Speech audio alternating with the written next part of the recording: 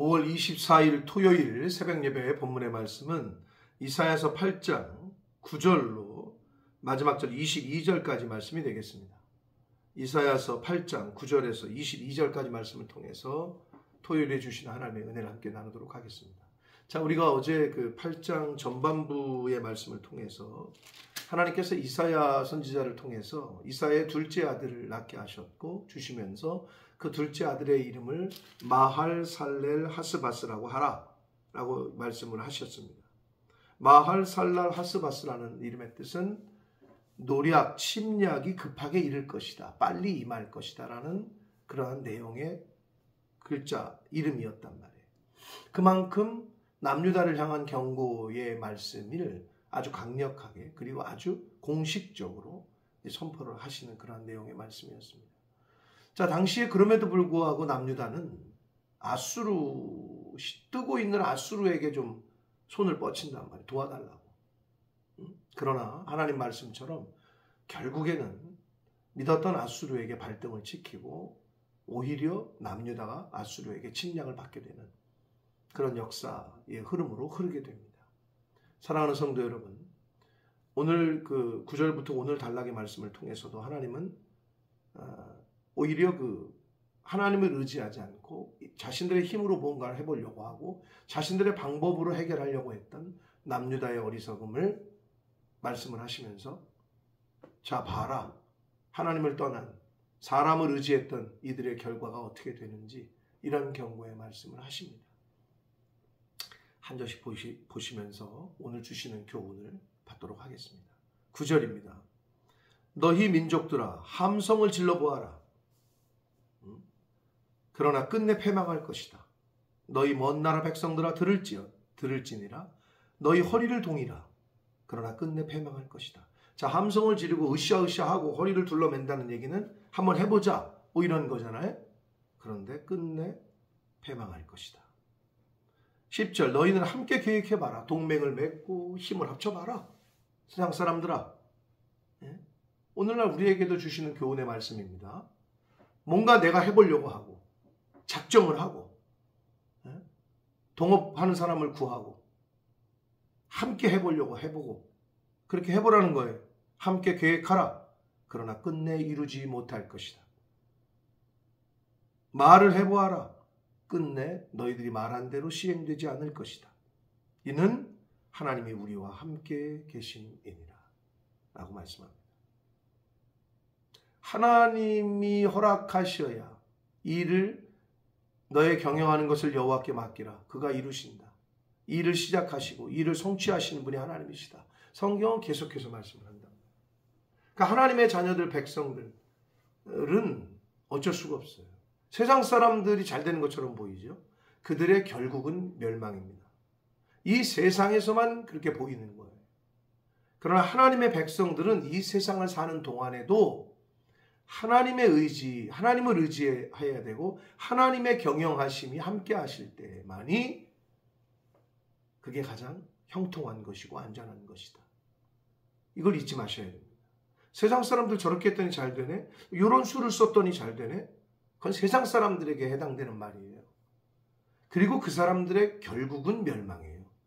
그러나 그렇기 때문에 악인의 형통함을 부러워하지 말라라고 말씀하시고 있는 겁니다. 11절 봅니다.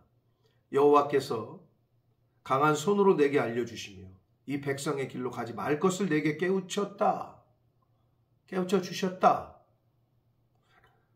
그러시면서 이르시되 이 백성이 반역자가 있다고 말하여도 너희는 그의 모든 말을 따라 반역자가 있다고 하지 말며. 여기서 너희는 이사야 선지자를 비롯한 신앙을 지키고 있던 사람들을 의미하는 거예요. 그들이 두려워하는 것을 너희는 두려워하지 말고 놀라지 말아라. 여기서의 너희는 바로 이사야 선지자를 비롯한 남은 자들, 신앙을 지키는 자들에게 하는 교훈입니다. 이 12절은. 그래서 사람을 두려워하면 올무에 걸리게 되나 하나님을 의지하는 자는 안전할 것이다. 잠언 29장 25절 말씀에도 그렇게 나와 있단 말이에요. 사람을 의지하게 되면 올무에 걸려요. 결국은 함정에 빠져요. 그러나 하나님을 의지하는 자가 최종적으로 안전한 것이고 형통한 것이다. 이 말씀을 잊지 말아야 됩니다. 근데 왜 이렇게 이게 안 되는지, 그죠? 왜 사람이 눈에 보이고 돈이 눈에 보이고 권력이, 힘이 눈에 보이니까. 그러나 여러분 명심합시다. 저나 여러분이나 하나님만 의지하려고 힘쓰고 애쓰고 기도하시고 찬양하시고 예배하시고 이 방법밖에 없습니다. 12절 봅니다. 13절 봅니다. 만군의 여호와 그를 너희가 거룩하다고 하고 그를 너희가 두려워하며 무서워할 자로 삼으라. 누구에게 말하는 거라고요? 이사야 선지자를 비롯한 신앙을 지키고 있었던 남은 자로 대변되는 믿음의 사람들에게 하는 말씀입니다. 그래서 신앙을 지키는 사람들이 해야 할 것은 하나님을 높이고 하나님을 거룩하다고 하고 하나님만 경외하는 거예요. 그게 어디에 다 들어가 있어요? 그게 예배예요. 예배 때 하나님 찬양하죠. 하나님의 존귀를, 하나님의 거룩하심을, 그리고 하나님만을 경외하죠. 그게 예배이기 때문에 예배가 중요한 거예요. 14절 그가 성소가 되실 것이다. 하나님을 예배하는 자는 하나님이 성소가 되어주신대요. 성소는 뭐냐? 하나님의 임재를 상징하는 곳이고 오늘날로 말하면 교회가 되어주신다는 거죠. 내 안에 내가 교회. 하나님이 임재해 주신다는 거예요. 내 안에. 하나님이 피난처가 되어주신다는 거예요. 내 안에. 그러니까 하나님을 내 안에, 내가 주님 안에, 주님이 내 안에 이렇게 된 사람들은 그 자체가 피난처예요. 그 자체가 형통이에요. 하나님께서 아브라함에게 너는 복이 될지라. 복이에요. 그 자체가. 하나님이 임재가 함께 하시는, 성령이 함께 하시는 사람은 그 자체가 복인 거예요. 복이 됩시다. 저와 여러분이 밟는 땅마다 하나님의 은혜가, 하나님의 형통이 이루어지는 복이 됩시다. 그러려면 어떻게?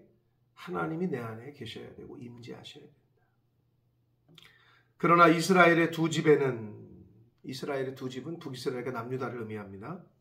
걸림돌과 걸려 넘어지는 반석이 되실 것이며 뭐가? 하나님의 임재가. 그러니까 이게 무슨 말이냐? 하나님의 말씀을 받기 전에는 세상 사람들은 몰라요. 세상 사람들에게는요, 십자가가 걸림돌이 되지 않아요. 어떤 의미에서. 무슨 말이냐? 이미 우리는 십자가의 도를 알았어요. 그 은혜를 알아요. 그게 얼마나 값진 것이나 복음을 들어서 알아요. 근데 그 복음을 배척하고 하나님을 떠나잖아요. 그러면 그게 걸림돌이 되는 거예요. 그러나 반대로 복음을 먼저 들은 자답게 하나님의 말씀을 의지하고 그 말씀에 순종하고 그렇게 살면 그게 형통이 되고 복이 되고 반석이 되는 거죠. 그러나 그렇지 않은 사람들에게는 걸림돌이 되고 넘어지는 돌이 되는 거예요. 예루살렘 주민에게는 함정과 올무가 될 것이니 많은 사람들이 그로 말미암아 걸러 넘어질 것이다. 부러질 것이며 덫에 걸려 잡힐 것이다. 뭐 때문에? 하나님 때문에. 하나님의 백성이었는데 복음을 주었는데 십자가의 은혜를 주었는데 저버리고 배신하고 세상으로 돌아간 사람들. 십자가 때문에 걸려 넘어질 거고 십자가 때문에 하나님 때문에 패망할 것이고 그런 의미거든요. 결국 북이스라엘과 남유다의 모습을 보세요. 아수르에게 바벨론에게 최종적으로 멸망당하지 않습니까? 하나님의 은혜를 하나님의 율법을 받은 민족이었어요.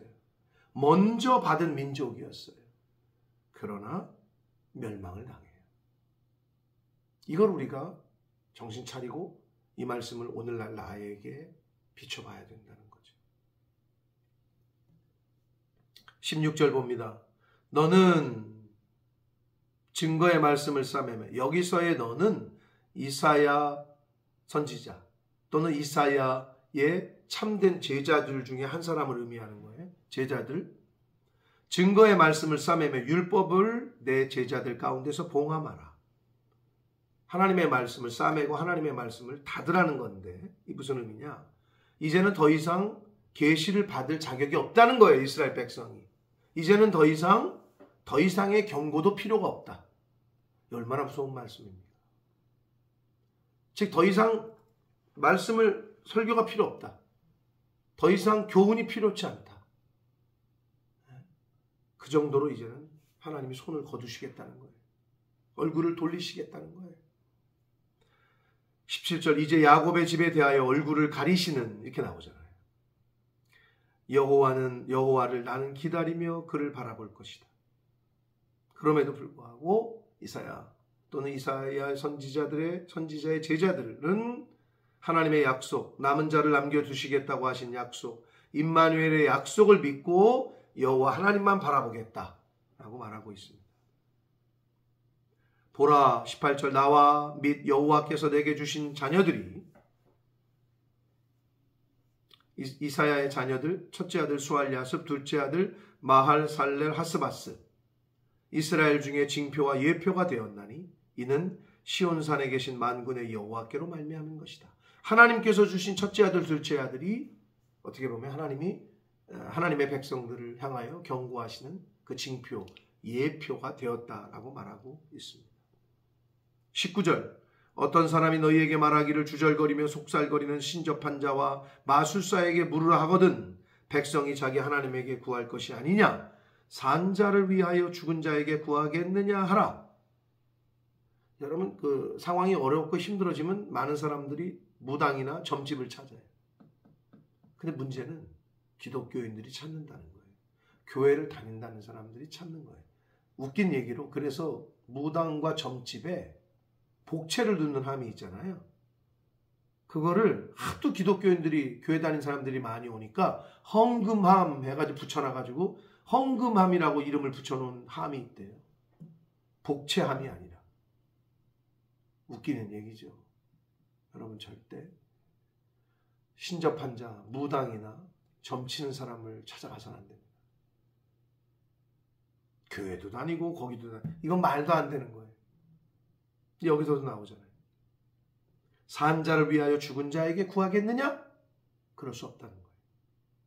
20절 마땅히 율법과 증거의 말씀을 따를지니 그들이 말하는 바가 이 말씀에 맞지 아니하면 그들이 정녕 아침 빛을 보지 못하고 이건 멸망한다는 거면 죽는다는 거예요.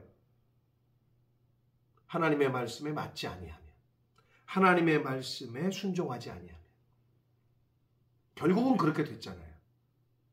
이스라엘이라는 나라가. 그걸 우리가 보고 있잖아요. 우리가 들어서 배워서 알잖아요. 그럼 나는 어떻게 할 거냐? 근데 잘 안 되죠. 아는데도 들었는데도 잘 안 돼요. 그러니까 하나님 도와주십시오. 하나님 살려주십시오. 하나님 함께해 주십시오. 라고 기도할 수밖에 없는 거예요. 21절 이 땅으로 헤매며 곤고하며 굶주릴 것이다. 그가 굶주릴 때에 격분하여 자기의 왕과 자기의 하나님을 저주할 것이며 위를 쳐다보다가 위를 쳐다보거나 땅을 굽어보아도 환난과 흑암과 고통의 흑암뿐이니 그들이 심한 흑암 가운데로 쫓겨 들어갈 것이다.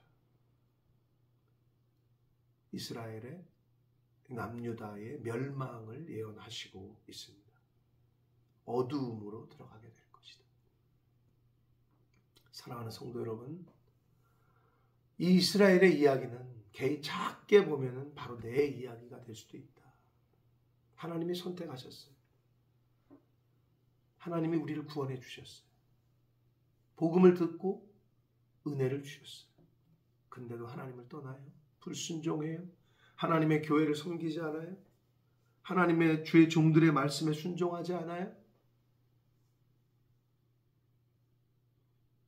결국 어떻게 됐는지를 여러분 똑바로 아시고 매일매일 나를 쳐서 시켰던 사도 바울처럼 매일매일 내 육신은 죽이고 내 안에 그리스도께서 사실 수 있도록 내 안을 경건하게 정결하게 성결하게 매일매일 청소하는 기도함으로 찬양함으로 예배하는 자리에 나아감으로 하나님의 말씀에 순종하려고 애쓰고 힘쓰는 저와 여러분들이 되어야 될 줄 믿습니다. 북이스라엘의 이야기가, 남유다의 이야기가 다른 사람의 이야기가 아니라 바로 내 이야기다 라고 이사야서를 매일 아침마다 묵상하시면서 이거는 나에게 주시는 교훈이다 이렇게 들으시기를, 그러한 저와 여러분이 되시기를 예수 그리스도 이름으로 축복합니다. 기도하겠습니다. 살아계신 하나님 아버지, 오늘도 새날 주시고 생명을 주시고 하나님의 말씀을 허락하심으로 돌이킬 수 있고 회개할 수 있고 깨닫고 결단할 수 있는 은혜를 주시니 주님 감사합니다. 아버지 하나님, 오늘 주신 이 말씀을 가슴에 새기고 나를 발견하게 하시고 내 모습을 보게 하셔서 내 안에 이스라엘 백성들의 어리석음 같은 그 어리석음이 있다면 빨리 깨닫고 돌이키고 잘라내고 하나님 앞으로 나아가는, 하나님만이 진정한 피난처요 하나님을 의지하는 것이 가장 안전한 것임을, 사람을 의지하게 되면 올무에 걸리고 넘어지게 됨을 다시 한번 깨닫고 확신하게 하셔서 가슴에 새기게 하셔서 아버지 하나님만 바라보고 하나님만 예배하는 이 말씀을 듣는 하나님의 자녀들, 백성들이 되도록 주님 은혜 내려 주옵소서. 예수 그리스도 이름으로 축복하며 기도 올리옵나이다. 아멘.